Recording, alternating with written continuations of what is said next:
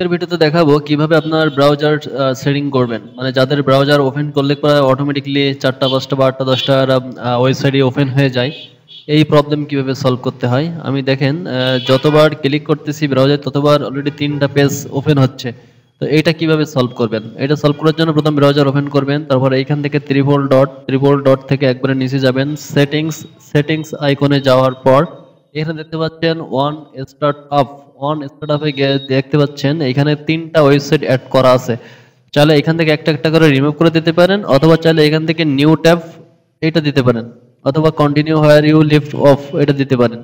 তো আমি আগে প্রথমে যেগুলো আছে 3টা আমি রিমুভ করে দিচ্ছি এখান থেকে, তাহলে পরবর্তীতে আর এটা কখনো আসবে না।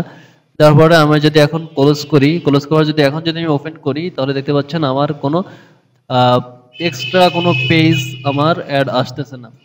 তো খুব সহজে আপনারা আপনাদের ব্রাউজার এইভাবে সেটিংস ঠিক করতে পারবেন। ধন্যবাদ। আর এমন ভিডিও পাওয়ার জন্য অবশ্যই আমার চ্যানেলটি সাবস্ক্রাইব করে রাখুন এবং আমাদের পেজ ফলো দিয়ে পাশে থাকুন।